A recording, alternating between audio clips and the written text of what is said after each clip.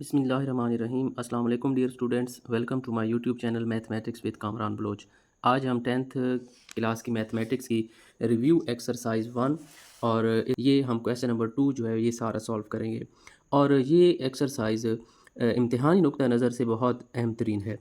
इस वीडियो के एंड पर जब ये एक्सरसाइज हम सॉल्व कर लेंगे तो मैं आपको बोर्ड के 5 साल पेपर्स दिखाऊंगा और इसमें से चेक करवाऊंगा कि कौन कौन से क्वेश्चन जो हैं वो पेपर के अंदर आए हुए हैं और तकरीबन हर पेपर में क्वेश्चन लगता है इस एक्सरसाइज में से। तो ये बहुत अहम तरीन है, तो लिहाजा इसको आप पूरा समझें ताकि आपके लिए पेपर में फिर मुश्किल ना हो।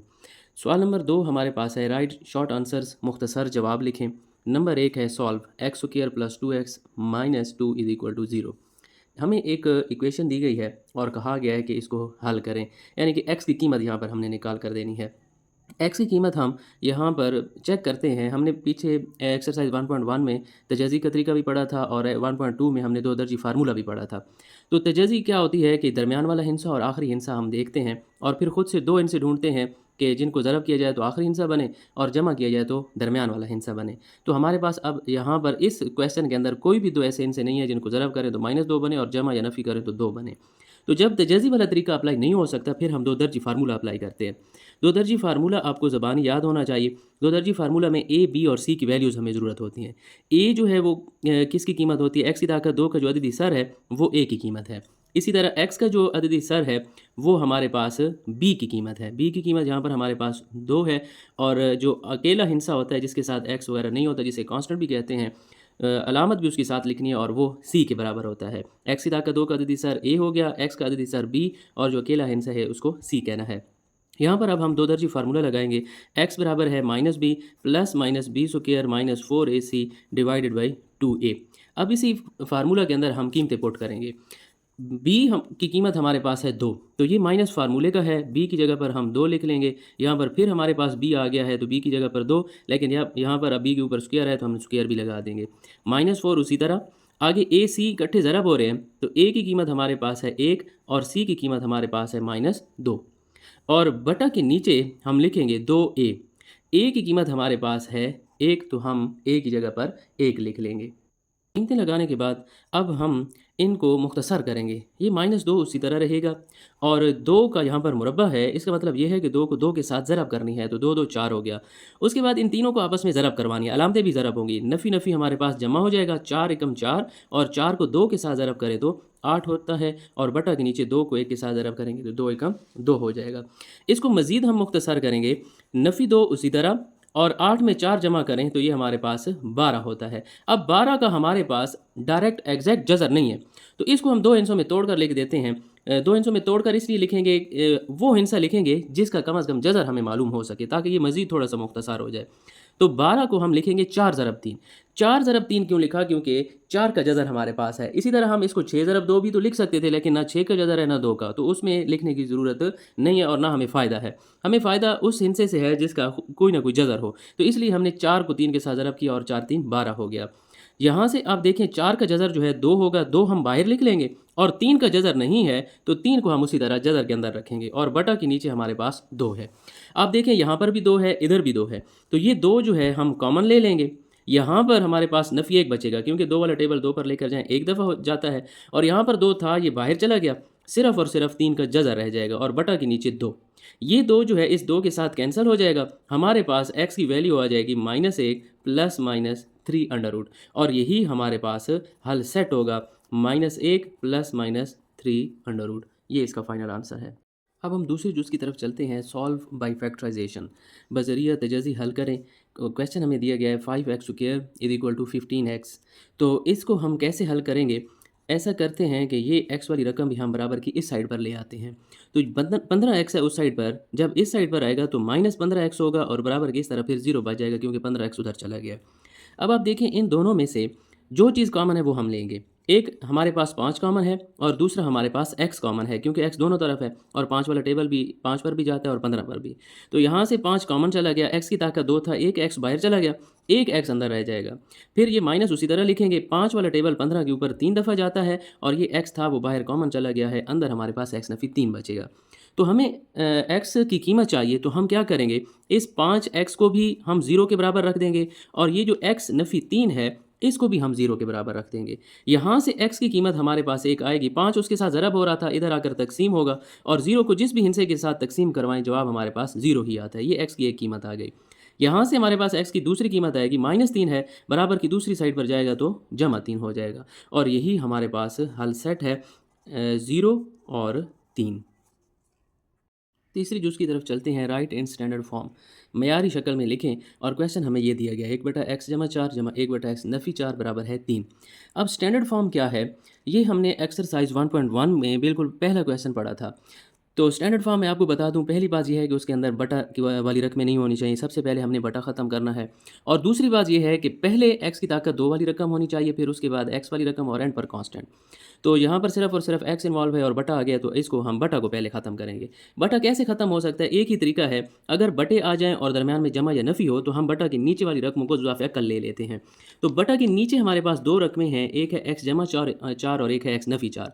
यहाँ पर हम लिखेंगे x जमा 4 और x नफ़ी 4 से दोनों तरफ ज़रब देने से इस जुज़ाफ़ अकल के साथ हम बराबर की दोनों तरफ हर हिस्से को ज़रब करवा देंगे। तो x जमा 4 इंटू x नफ़ी 4, ये हमारा जुज़ाफ़ अकल है, इसको हम ज़रब करवाएंगे इस पहली रकम के साथ, फिर ये जमा है तो हम जमा लगाएंगे। उसके बाद फिर इसी जुज़ाफ़ अकल को x जमा 4 और x नफ़ी 4 को हम इस दूसरी रकम के साथ ज़रब करवाएंगे 1/x नफ़ी 4 के साथ, और फिर बराबर की इस साइड पर 3 के साथ भी हम इन दोनों रकमों को ज़रब करवाएंगे x जमा 4 और x नफ़ी 4। इज़ाफ़े अकल के साथ हमने तीनों रकमों को ज़रब कर दिया। उसके बाद जो इनसे कैंसिल होंगे वो हम कैंसिल करवा देंगे। x जमा 4 यहाँ पर x जमा 4 के साथ कैंसिल, ये x नफ़ी 4 इस x नफ़ी 4 के साथ कैंसिल। तो हमारे पास यहाँ पर सिर्फ और सिर्फ x नफ़ी 4 बचेगा और यहाँ पर x जमा 4 रह जाएगा। और बराबर की इस साइड पर आप देखें 3 उसी तरह पड़ा रहे, इन दोनों को आपस में ज़रब करवा दें। ये ज़रब कैसे होती है, पहले हिस्से को पहले हिस्से के साथ ज़रब करना है, फिर इसी पहले हिस्से को दूसरे के साथ ज़रब करवाएंगे। तो ज़रब करते हैं, x को x के साथ ज़रब करेंगे, x की ताकत 2, और x को जब हम -4 के साथ ज़रब करवाएंगे तो ये -4x हो जाएगा। जब पहले हिस्से के साथ इन दोनों को ज़रब करवा लेते हैं तो फिर दूसरे हिस्से के साथ इन दोनों को ज़रब करवाना है। जमा 4 को जब x के साथ ज़रब करवाएंगे तो ये जमा 4x हो जाएगा, और जमा नफ़ी नफ़ी 4 को 4 के साथ ज़रब करवाएं तो ये हमारे पास 16 आ जाता है।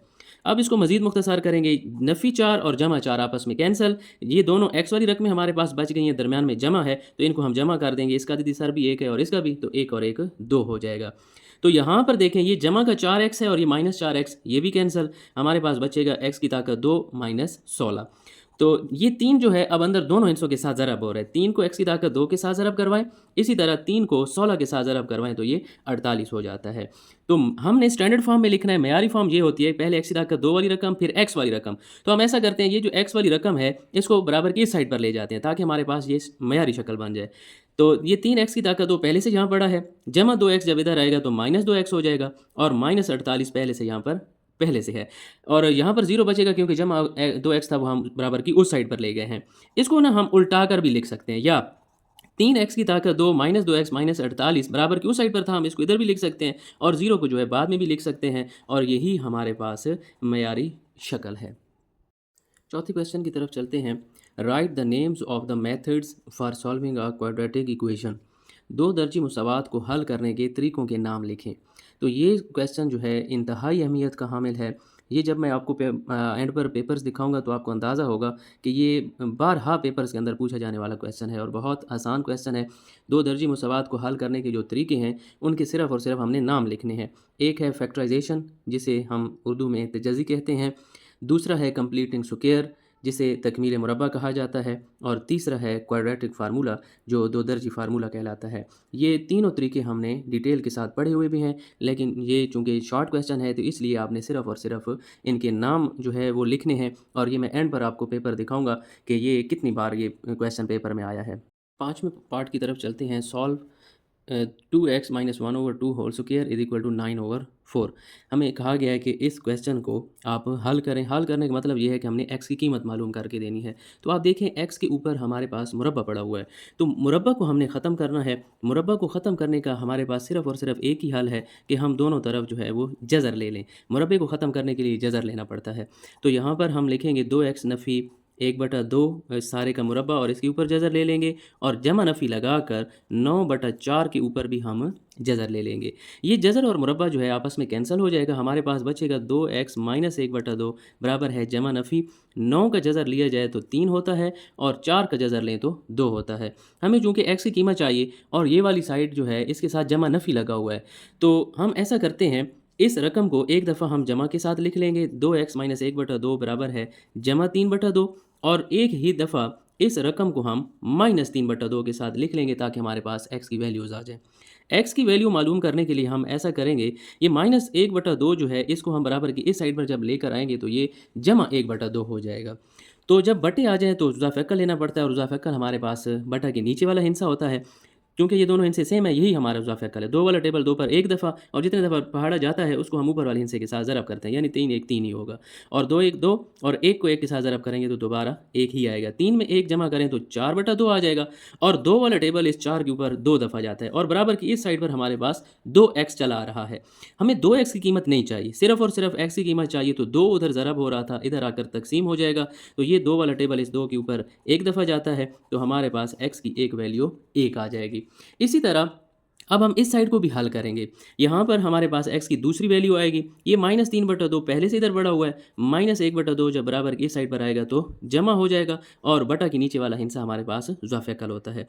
तो यहाँ पर -3 उसी तरह रहेगा और यहाँ पर जमा 1। अब आप देखें दो अलामतें जो हैं ये मुख्तलिफ हैं, तो हम माइनस करेंगे, -3 में से 1 निकालें तो हमारे पास -2 बचेगा और बटा के नीचे भी 2 है, 2 जो है इस 2 के साथ कैंसिल हो जाएगा, हमारे पास आएगा 2x बराबर है -1। तो x की हमें वैल्यू चाहिए, तो ये 2 उसके साथ ज़रब हो रहा है, बराबर की इस साइड पर आएगा तो 1 के साथ तकसीम हो जाएगा। ये हमारे पास x की दूसरी कीमत आ गई, तो यही हमारे पास हल सेट होगा। एक कीमत होगी 1 और दूसरी होगी -1/2। छठे पार्ट की तरफ चलते हैं, सॉल्व। यहाँ पर हमें फिर कहा गया है हल करें और इक्वेशन हमारे पास है 3x + 18 under root is equal to x। यहाँ पर आप देखें तो हमारे पास जज़र आ गया। पिछले क्वेश्चन में यहाँ पर मुरब्बा था तो मुरब्बे को ख़त्म करने के लिए हमने जज़र लिया था। अब इस क्वेश्चन में हमारे पास जज़र आ गया है तो इस जज़र को ख़त्म करने के लिए अब हमें मुरब्बा लेना पड़ेगा। जहाँ पर जज़र को ख़त्म करना हो तो फिर हमें मुरब्बा लेना पड़ता है। यहाँ पर हम लिखेंगे दोनों तरफ मुरब्बा लेने से 3x जमा 18 का जज़र, इस जज़र को ख़त्म करने के लिए हमने मुरब्बा ले लिया, तो ये जज़र और मुरब्बा आपस में कैंसिल हो जाएंगे, हमारे पास बचेगा 3x जमा 18 बराबर है x की ताकत 2। x की कीमत मालूम करने के लिए हम ऐसा करते हैं, ये दोनों रकमें जो हैं उस साइड पर ले जाते हैं, जमा 3x माइनस 3x हो जाएगा और जमा 18 इधर आकर -18। इसको हम उल्टा कर भी लिख सकते हैं, x की ताकत 2 माइनस 3x माइनस 18 इस साइड पर ले जाएं और 0 को हम बराबर की दूसरी साइड पर लिख लें। अब ये क्वेश्चन हमारे पास जो है ये तजज़ी के तरीके से हो सकता है। आखिरी हिस्सा जो है इसको हम रफ़ अमल में नोट कर लेते हैं, -18 और दरमियान वाला हिस्सा जो है -3। अब हमने दो हिस्से खुद से लेने हैं जिनको ज़रब करें तो -18 बने, उनको जमा या नफ़ी किया जाए तो -3 बनना चाहिए। तो हमारे पास दो हिस्से हैं, एक हमारे पास हिस्सा है 6 और एक हिस्सा है हमारे पास 3। लेकिन अब ज़रूरी ये है कि इनके साथ अलामतें कौन सी लगेंगी, तो आपको ये बताता चलूँ कि जो अलामत हमें दरमियान वाले हिस्से के साथ चाहिए होगी, बड़े हिस्से के साथ हमने वही अलामत लगानी है। तो फिर हम सोचेंगे कि हमें 3 चाहिए, तो 3 के साथ इसके साथ हमें जमा लगाना पड़ेगा। जब दो अलामतें मुख्तलिफ होंगी तो तब माइनस होगा। अगर मैं इसके साथ माइनस लगा दूँ तो दोनों अलामतें एक जैसी हो जाएंगी, 6 और 3 9 हो जाएगा, हमें तो 3 चाहिए, इसलिए फिर इसकी अलामत सोच कर लगानी और यहाँ पर जमा आएगा। दो अलामतें मुख्तलिफ, 6 में से 3 गया तो 3 बचा और साथ में अलामत जो है वो बड़े हिस्से की आएगी। इसी नफ़ी 6 को और जमा 3 को जब हम ज़रब करेंगे तो जमा नफ़ी नफ़ी और 6 3 कितना हो जाएगा 18। तो नफ़ी 3 और नफ़ी 18 जो है ये हमारे मतलूबा आदाद बन रहे हैं, यानी कि यही दो हिस्से ठीक हैं। तो तजाज़ी में क्या होता है, पहला हिस्सा और आखिरी हिस्सा जो है ये उसी तरह लिख लिया जाता है, सिर्फ दरमियान वाले हिस्से को आपने नहीं लिखना, उसकी जगह पर ये वाले दो हिस्से लिखने हैं। ये काम आपने रफ अमल में करना है। ये हिस्से हैं, एक हिस्सा हमारे पास नफ़ी का 6 है और उसके साथ ये दरमियान वाला जो x होगा वो हम लगाएंगे, और दूसरा हमारे पास है जमा का 3, इसके साथ भी हमने x लगाना है। तजाज़ी में क्या करना है, पहला और आखिरी हिस्सा उसी तरह, सिर्फ दरमियान वाले हिस्से की जगह पर ये दो हिस्से हम लिखेंगे। अब फिर इन पहले दो में से कुछ कॉमन लेंगे और आखिरी दो में से, पहले दो में से x कॉमन जाता है, यहाँ पर x की ताकत 2 है, एक x बाहर चला गया, सिर्फ एक x बच जाएगा और यहाँ पर सिर्फ 6 रह जाएगा क्योंकि x था वो बाहर गया, और इन दोनों में से 3 कॉमन है क्योंकि 3 वाला टेबल 3 पर भी जाता है और 18 पर भी जाता है। यहाँ पर 3x था, 3 बाहर गया, सिर्फ अंदर x रह जाएगा और ये जमा नफ़ी नफ़ी हो जाएगा। 3 वाला टेबल जो है 18 के ऊपर 6 दफ़ा जाता है। अब आप देखें x नफ़ी 6 इधर भी है, x नफ़ी 6 उधर भी है, तो x नफ़ी 6 हम कॉमन ले लेंगे और हमारे पास x जमा 3 जो है ये पीछे रह जाएगा। अब x की कीमत हमें चाहिए तो इस x नफ़ी 6 को भी 0 के बराबर रख दें और x जमा 3 को भी 0 के बराबर रख लें। तो x की कीमत हमारे पास एक 6 आ जाएगी, क्योंकि वो -6 है बराबर की इस साइड पर आएगा तो जमा 6 हो जाएगा, और ये x जमा 3 है बराबर की इस साइड पर आएगा तो -3 हो जाएगा। यही हमारे पास हल सेट है। एक x की कीमत 6 और दूसरा हमारे पास आई है -3। छठे पार्ट तक सारे क्वेश्चन सॉल्व कर लिए हैं। अब हम चलते हैं 7वें क्वेश्चन की तरफ। तो आप देखें 7वें से लेकर 10वें क्वेश्चन में हमें ये डेफिनेशन दी गई हैं, तारीफ़ें हैं। हमें यहाँ पर कहा गया है डिफाइन क्वाड्रेटिक इक्वेशन। मैंने आपकी आसानी के लिए लिख दिया है, इसको दो दर्जी मुसावात कहा जाता है। एक लिखा गया है डिफाइन रेसिप्रोकल इक्वेशन, इसको जो है उर्दू में माकूस मुसावात कहते हैं। तीसरा है हमारे पास एक्सपोनेंशियल इक्वेशन, इसको उर्दू में कुव्वत नुमाई मुसावात कहा जाता है। और आखिरी है डिफाइन रेडिकल इक्वेशन, इसे हम उर्दू में जज़री मुसावात कहते हैं। माकूस मुसावात और जज़री मुसावात, इन सब की जो डेफिनीशंस हैं ये पेज नंबर 264 के ऊपर ये सारी की सारी डेफिनीशंस पड़ी हुई हैं। क्वाड्रेटिक इक्वेशन की भी पड़ी हुई है, उसके बाद रेसिप्रोकल इक्वेशन की भी है, और एक्सपोनेंशियल इक्वेशन की भी है, रेडिकल इक्वेशन की भी है। 4 तारीफ़ें थी और ये चारों की चारों यहाँ पर पड़ी हुई हैं। ये यूनिट 1 के अंदर ये पेज नंबर 264 है। यहाँ एंड के ऊपर आप आएंगे तो ये सारी की सारी डेफिनेशंस आपको मिल जाएंगी। अब आते हैं जो प्रीवियस पेपर हैं, जो 5 साल पेपर हमारे गुजरे हैं, अब मैं आपको उनमें से दिखाऊंगा कि कौन कौन से क्वेश्चन जो हैं वो पेपरों में आ चुके हैं। तो सबसे पहले आप देखें ये 2023 का पेपर मेरे पास है और इसके अंदर पहला सवाल आया हुआ है माकूस मुसावात की तारीफ़ करें। तो अभी मैंने आपको बताया है जिसे कहते हैं रेसिप्रोकल इक्वेशन, ये इंग्लिश में लिखा हुआ है सामने। तो रेसिप्रोकल इक्वेशन ये आपके पास 8वीं जुज़ के अंदर है। उसके बाद हमें कहा गया है हल करें 3x जमा 18 का जज़र बराबर है x के।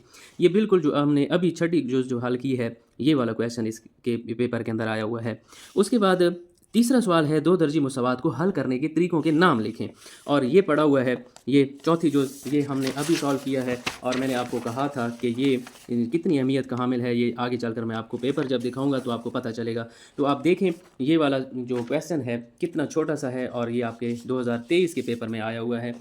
उसके बाद मैं एक और पेपर आपको दिखाऊं, ये 2024 का पहले ग्रुप का पेपर है। यहाँ पर फिर पहला क्वेश्चन देखें, दो दर्जी मुसावातों को हल करने के 2 तरीके लिखें। तो यही क्वेश्चन है, टोटल 3 तरीके हैं। तो यहाँ पर एक ये वाला क्वेश्चन और भी आसान बना दिया गया है कि सिर्फ और सिर्फ 2 तरीकों के नाम लिखें। उसके बाद हम आगे चलते हैं, एक और पेपर मेरे पास है 2022 और पहला ग्रुप है। यहाँ पर हमें कहा गया फिर यही क्वेश्चन। आप यहाँ से अंदाज़ा लगाएं कि ये क्वेश्चन कितना अहम है। दो दर्जी मुसावात को हल करने के तरीकों के नाम लिखें। यही सवाल जो है लगातार मैं आपको 3 पेपर दिखा रहा हूँ और तीनों पेपर के अंदर ये क्वेश्चन आया हुआ है। उसके बाद हम आगे चलते हैं एक और पेपर की तरफ। यहाँ पर पहला जो क्वेश्चन है वो हमारे पास है जज़री मुसावात की तारीफ़ करें, और ये जज़री मुसावात मैंने आपको कहा है कि ये 10वीं इक्वेशन 10वां सवाल है, और इंग्लिश में इसे रेडिकल इक्वेशन कहा जाता है। तो ये मतलब ये है कि ये एक्सरसाइज बहुत अहम है। जो पेपर भी मैं आपको दिखाता जा रहा हूँ उसके अंदर ये वाली या तो इक्वेशंस आई हुई हैं या तो डेफिनेशंस आई हुई हैं या कोई ना कोई सवाल आए हुए हैं। अब आप देखें कुव्वत नुमाई मुसावात की तारीफ़ करें, ये 9वीं जुज़ हमारे पास है यहाँ पर। तो ये देखें, ये मैंने आपको सारे पेपर दिखा दिए। इसके अंदर कोई भी ऐसा पेपर नहीं है जो मैंने आपको दिखाया हो और उसमें से ये रिव्यू एक्सरसाइज 1 जो है इसमें से सवाल ना आया हो। ये चौथा क्वेश्चन जो है ये पेपर्स के अंदर 3 पेपर्स के अंदर आया हुआ है। एक दफ़ा ये क्वेश्चन भी आया हुआ है। उसके बाद जो आगे 4 तारीफ़ें हैं उन चारों में से तकरीबन हर पेपर में एक तारीफ़ आई हुई है। तो आपने ये एक्सरसाइज बिल्कुल भी नहीं स्किप करनी पेपर्स की तैयारी के लिए, ये बहुत अहम तरीन है।